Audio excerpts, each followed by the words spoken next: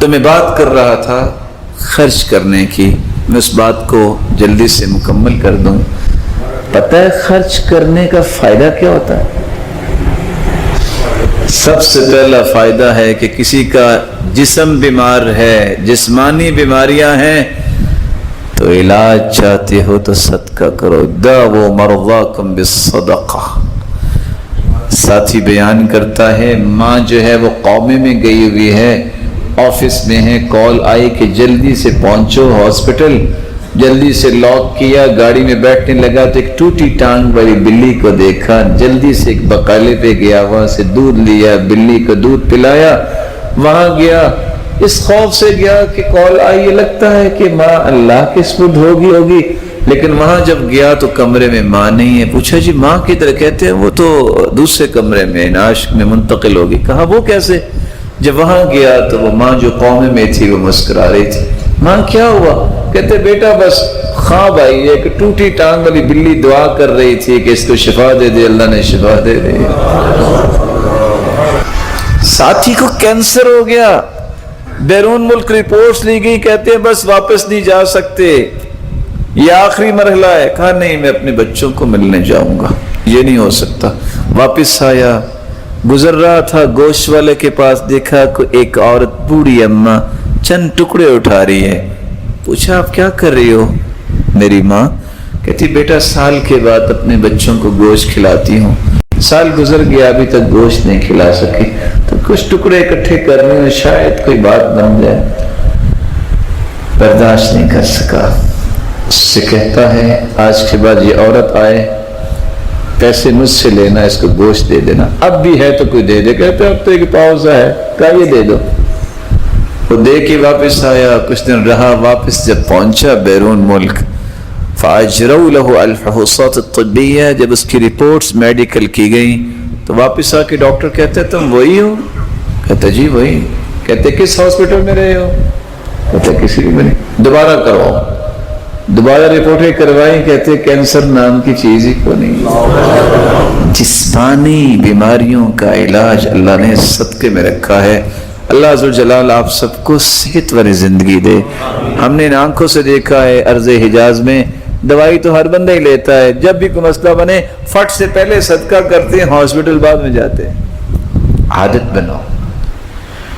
پھر قلبی بیماریوں کا علاج بھی صدقہ ہے۔ ایک شخص آیا کہ اللہ کے سو دل بڑا پتھر ہے، فرمایا اس کو نرم کرنا چاہتے ہو؟ جی ہاں، اطعم المسکین وامسح رأس الیتیم، اور مسکینوں کو کھانا کھلایا کرو، یتیموں کی کفالت کرو، یہ دل نرم ہو جائے گا۔ بلکہ یہ صرف قلبی بیماریاں نہیں، جسمانی بیماریاں نہیں، یہ معاشرتی بیماریوں کا بھی علاج ہے۔ معاشرتی بیماری کیا ہے؟ چوری کیا ہے؟ زنا کیا ہے؟ بخل۔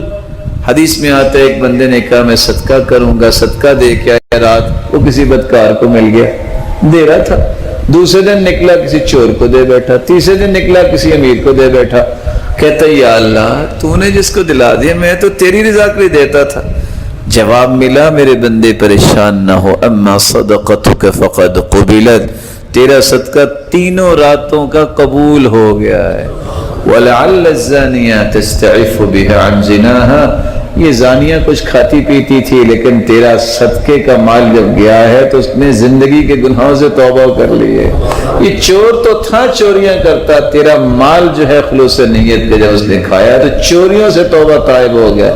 یہ بندہ تھا امیر لیکن بخیل بڑا تھا، خرچ نہیں کچھ کرتا تھا، جس دن سے تیرا مال اس نے کھایا نا وہ بھی خرچ کرنا شروع ہو گیا۔ یہ معاشرتی بیماریوں کا بھی علاج ہے۔ بلکہ رسول اللہ صلی اللہ علیہ وسلم نے فرمایا یہ معاشرے کے ہر فتنے کا علاج ہے۔ فتنۃ الرجل فی اہلہ ومالہ ونفسہ وولدہ وجارہ، بندے کی جان میں فتنہ، اولاد میں فتنہ، بیوی میں فتنہ، گھر میں فتنہ، پڑوسی میں فتنہ، مال میں فتنہ، سارے فتنے کیسے دور ہوں گے؟ یکفرها الصیام والصلاۃ والصدقہ والامر بالمعروف والنہی عن المنکر، نماز پڑھو، روزہ رکھو، نیکی کا حکم کرو، برائی سے منع کرو، ساتھ صدقہ کرو۔ بلکہ اگر بری موت سے بچنا چاہتے ہو تو صدقہ کیا کرو۔ ان الصدقہ ان الصدقہ تطفئ الخطایا کما یطفئ الماء النار، جس طرح پانی سے آگ ختم ہو جاتی ہے، اللہ صدقے کی وجہ سے سارے گناہ معاف کر دیتا ہے۔ ساتھ یہ بھی فرمایا ان الصدقہ تطفئ غضب الرب، اللہ کے غصے کو ٹھنڈا کر دیتا ہے، وتدفع میتۃ السوء، بری موت سے صدقہ بچاتا ہے۔ اور انسان جب قبر میں چلا جاتا ہے، ان الصدقہ، صدقہ جو ہے انسان کی قبر کو ٹھنڈا کر دیتا ہے، اور جب قبر سے نکلے گا تو حدیث کہتی ہے ظل المؤمن یوم القیامت صدقۃ، جتنا انسان نے صدقہ کیا ہوگا یہ امبریلا، یہ چھتری، یہ مظلہ بن جائے گا۔ قبر سے نکل کے ساری دنیا دھوپ میں ہوگی، کیا حالت ہوگی اس وقت، کیسی ہولناکی ہوگی۔ وہ لوگ کہتے ہیں نا سوا نیزے پہ سورج ہوگا، یہ شخص جو ہے اپنے صدقے کے سائے تلے جا رہا ہوگا۔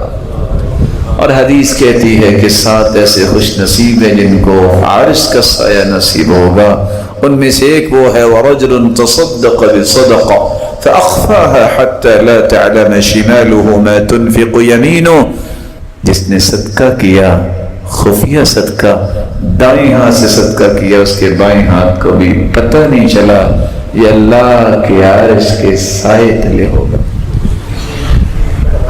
کوئی ہے جو بتائے کھجور کتنی مہنگی ہے؟ ایک کھجور اگر خریدنی ہو تو کتنے کی آئے گی؟ میں درخت نہیں کہہ رہا، کھجور 2-3 روپے جیسا آپ کو بیچنی پڑیں گے بیچنے کے یہ آپ کو منگوا کے دینی پڑے گی اس مسجد کے لیے۔ اجوا کھجور بھی آپ ایک خریدیں تو کتنی ہوگی؟ 5 روپے کی۔ لگتا ہے آپ کا کاروبار ماشاءاللہ اچھا ہے اجوا کھجور کا۔ آپ 20 روپے بھی لگا لیں۔ حدیث کہتی ہے من تصدق بعدل تمرہ، جو کھجور کے برابر صدقہ کرتا ہے۔ کس کے برابر؟ اگر اس بھائی پیارے بھائی کی بات مان لی جائے، 5 روپے کی ایک کھجور آتی ہے تو 5 روپے بھی اللہ کی راہ میں دے دیے جائیں۔ تصدق بعدل تمرہ، بس اوقات وہ 5 روپے میں ڈالتا ہوں غلے میں، کبھی میں کسی انویلپ میں ڈال کے کوئی 10-20 کا نوٹ دے دیتا ہوں، کبھی میں کسی کپڑے میں ڈال دیتا ہوں، لیکن وہ پتہ جاتا کدھر ہے؟ فَإِنَّ اللَّهَ يَأْخُذُهَا بِيَمِينِهِ، واللہ ذوالجلال کے دائیں ہاتھ میں جاتا ہے۔ ثُمَّ يُرَبِّيهَا كَمَا يُرَبِّي أَحَدُكُمْ فُلُوَّةً أَوْ فِلْوَةً، پھر اللہ اس کو پالتے ہیں۔ قیامت کا دن ہوگا جب نیکیوں کا وزن ہو رہا ہوگا، ایک پہاڑ چلتا چلتا آئے گا، پوچھے گا بندہ یا ربی ما ھذا انا عارف اعمالی، اللہ یہ پہاڑ نیکیوں کا کہاں سے آ گیا، میں نے تو ایسا کوئی عمل نہیں کیا۔ اللہ فرمائیں گے میرے بندے کھجور جتنے صدقے کو میں نے پال پال کے نیکیوں کا پہاڑ بنا دیا۔ یہ پہاڑ کتنے کا ہے؟ آج 20 روپے کا اتنا سرما نہیں آتا، یہ نیکیوں کا پہاڑ 20 روپے میں مل رہا ہے۔ بلکہ اس کو بھی آدھا کرو، کھجور اس کو بھی آدھا کرو تو پھر کتنے کی آئے گی؟ اتقوا النار ولو بشق تمرہ، آگ سے بچو خواہ کھجور کا ایک ٹکڑا ہی دینا پڑے۔ یعنی بسا اوقات انسان آدھی کھجور یہ چوتھا حصہ بھی دیتا ہے تو اللہ اس کے بدلے میں اسے جہنم سے آزاد کر دے گا۔ تو کون ساتھی ہے میرا پیارا بھائی جو یہ اتنے بڑے انعام لینا چاہتا ہے؟ تو آئیے اس صدقے کی چند تفصیلات، میرا صدقے سے مراد کیا ہے، ہمیں اس مبارک مہینے میں بلکہ 12 مہینوں میں ان تمام صدقات کے پہلوؤں کو اختیار کرنا چاہیے۔ اس سے قبل کہ میں تقسیمات آپ کے سامنے رکھوں، صدقے کے بارے میں گنتی کی 3 چیزیں، پوری کائنات کی صداقت جمع ہو جائے۔ کیا رسول اللہ صلی اللہ علیہ وسلم کی ایک بات کی صداقت کا مقابلہ ہو سکتا ہے؟ نہیں ہو سکتا۔ تو پھر اگر اللہ کے رسول صلی اللہ علیہ وسلم کسی بات پہ قسم اٹھا لیں، کوئی بات رہ گئی؟ آپ نے قسم اٹھائی، ثلاث اقسم علیہم، لوگوں میں 3 چیزوں پہ قسم اٹھاتا ہوں۔ پہلی چیز ما نقصت صدقۃ من مال، میں قسم اٹھاتا ہوں جو شخص صدقہ کرتا ہے اللہ کی قسم اس کا مال کم نہیں ہوتا، بڑھتا ہے، شک کی گنجائش ہے۔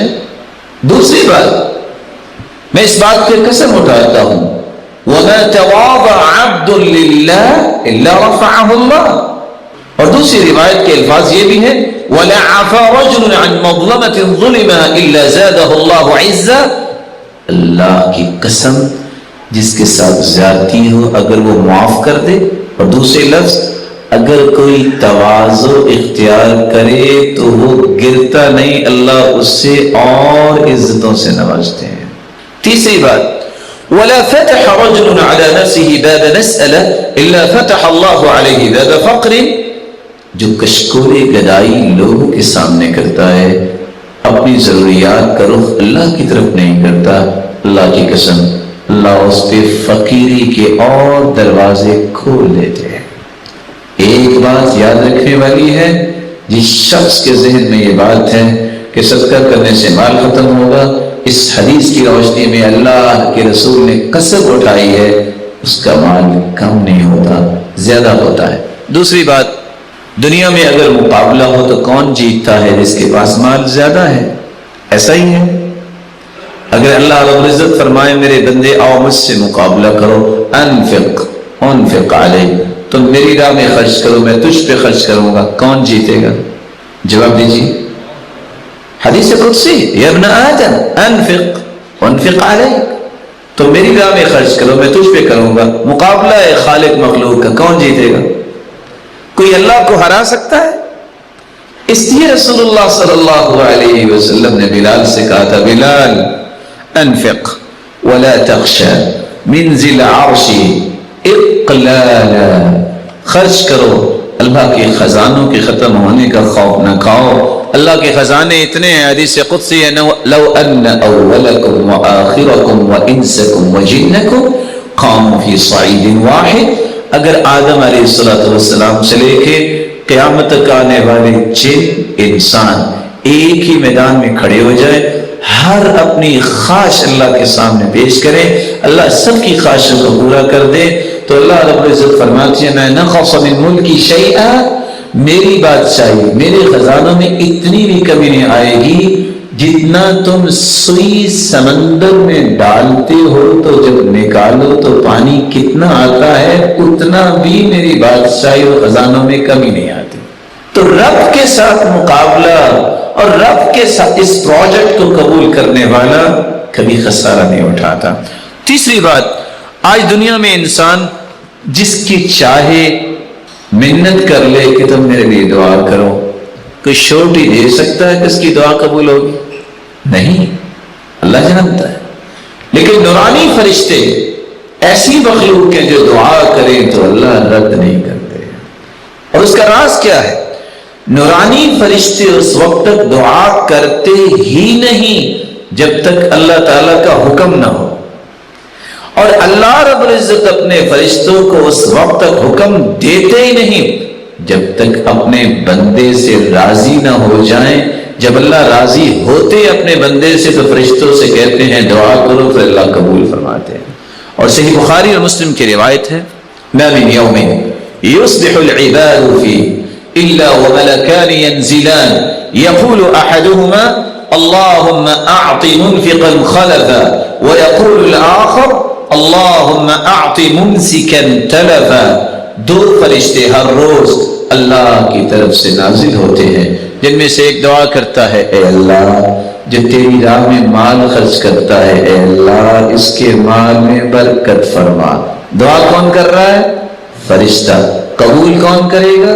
میرا مالک۔ اور دوسرا فرشتہ دعا کیا کرتا ہے؟ اللہم اعطی ممسکا تلفا، اے اللہ جو بخل کرتا ہے تیری راہ میں خرچ نہیں کرتا، تلفا اس کے مال کو تلف کر دے، برباد کر دے۔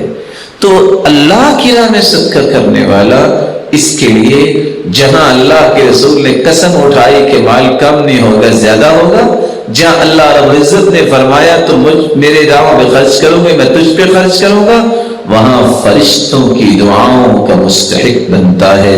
اللہ رب العزت سب کو توفیق عطا فرمائے۔ یہ ہے مال کا صدقہ، لیکن صرف مال کا صدقہ نہیں، مومن اس کی اپروچ جو ہوتی ہے وہ اسلام کے تمام پہلوؤں پہ ہوتی ہے، کسی ایک جہت پر نہیں۔ اسلام کی یہی تو خوبصورتی ہے۔ اگر کسی کے پاس مال نہیں تو وہ کیا کرے گا؟ محروم ہے صدقے کے اجر سے؟ نہیں محروم۔ وہ کیا کرے؟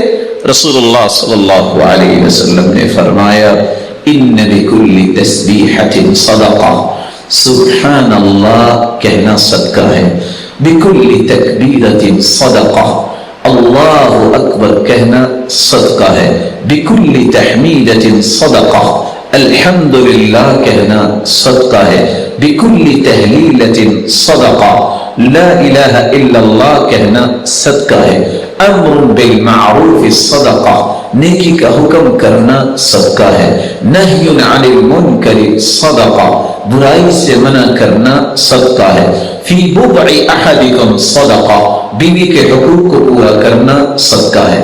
سیدنا ابو ذر رضی اللہ تعالی عنہ کی یہ روایت، اور دوسری روایت کے الفاظ ہیں واستغفر اللہ، استغفر اللہ کہنا صدقہ ہے، یعزل الشوک عن طریق الناس والعظم والحجر، راستے سے پتھر، ہڈی اور کانٹے اٹھانا، راستہ صاف کرنا، یہ صدقہ ہے۔ تہدی الاعمى، اندھے کو راستہ دکھانا صدقہ ہے۔ تسمع الاصم والابکم حتی یفقہ، گونگے اور بہرے کو اس کی بات سمجھا دینا، اس کی ضرورت سمجھا دینا صدقہ ہے۔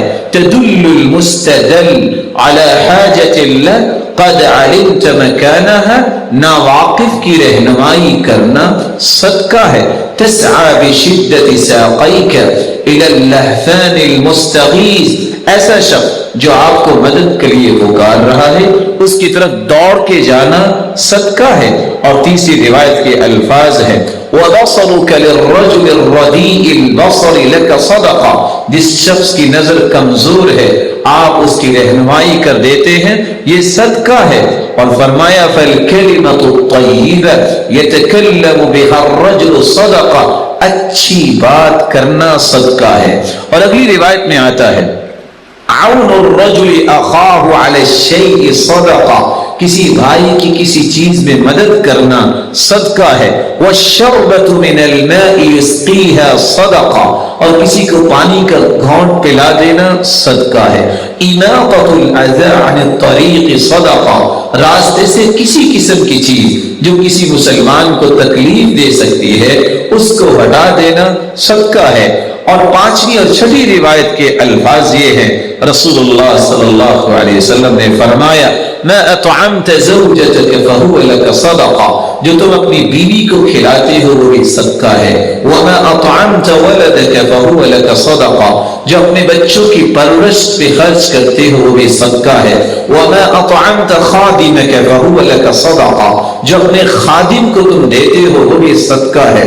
وما اطعمت نفسك فهو لك صدقہ، اور جو اپنی جان پہ اس نظریے سے خرچ کرتے ہو طاقت ملے میں اللہ کی عبادت خوبصورت کروں اور دنیا کے لیے خیر خواہی کا پیغام دینے والا بنوں، تو یہ کھانا پینا بھی صدقہ ہے۔ اور ساتویں روایت کے الفاظ یہ بھی ہیں تبسمک فی وجہ اخیک لک صدقہ، کسی مسلمان کو مسکرا کر ملنا بھی صدقہ ہے۔ وَإِفْرَاغُكَ مِن دَلْوِكَ فِي دَلْوِ أَخِيكَ لَكَ صَدَقَةٌ، اپنے ڈول سے پانی نکال کر بھائی کے ڈول میں ڈال دینا یہ بھی صدقہ ہے۔ کبھی اپنی جیب میں بھی ہاتھ ڈال کے کسی کی جیب میں کچھ ڈال دینا جس کے پاس کچھ نہیں ہے صدقہ ہے۔ اور رسول اللہ صلی اللہ علیہ وسلم نے یہ بھی فرمایا کل معروف صدقہ، ہر نیکی صدقہ ہے۔ آپ صلی اللہ علیہ وسلم نے یہ بھی فرمایا الضیافۃ ثلاثۃ ایام فما زاد فهو صدقہ، 3 دن مہمان نوازی کرنا تو ضروری ہے، جو اس سے زیادہ آپ کسی مہمان کو کچھ کھلاتے پلاتے ہو وہ صدقہ ہے۔ رسول اللہ صلی اللہ علیہ وسلم نے یہ بھی فرمایا کف شرک عن الناس فإنها صدقة منك على نفسك، اپنی تکلیف سے لوگوں کو بچانا بھی صدقہ ہے، ایک ہے لوگوں کی تکلیف، ایک ہے کہ خود بھی کسی کو تکلیف نہ دو، یہ بھی بہت بڑا صدقہ ہے۔ رسول اللہ صلی اللہ علیہ وسلم نے فرمایا تعدل بین الاثنین صدقہ، دو مسلمانوں کے درمیان صلح کروا دینا، انصاف کی بات کرنا بھی صدقہ ہے۔ تعین الرجل علی دابتہ فیحمل علیہا، کسی شخص کی مدد کرنا اور اس کو اپنی سواری کے ساتھ بٹھا لینا بھی صدقہ ہے۔ او ترفع له علیہا متاعہ صدقہ، کسی کے پاس سامان زیادہ ہے، وہ اپنی سواری پہ سامان نہیں رکھ سکتا، اس کے سامان کو اٹھا کے اس کی مدد کر کے اس کے سامان کو رکھوا دینا، یہ بھی صدقہ ہے۔ کل خطوۃ یخطوها الی الصلاۃ صدقہ، نماز کے لیے گھر سے نکلنا، ہر اٹھنے والا قدم بھی صدقہ ہے۔ بکل صلاۃ وصدقۃ وصیام صدقہ وحج صدقہ، روزہ رکھنا، اور اگر عمرے کی اور حج کی توفیق اللہ دیتا ہے تو یہ بھی صدقہ ہے۔ کل قرض صدقہ، رسول اللہ صلی اللہ علیہ وسلم نے فرمایا کسی کو قرض دینا یہ بھی صدقہ ہے۔ من انظر معسرا فلہ کل یوم مثلہ صدقہ، جو شخص کسی کو قرض دیتا ہے پھر مہلت دے دیتا ہے، یہ مہلت دینا بھی صدقہ ہے۔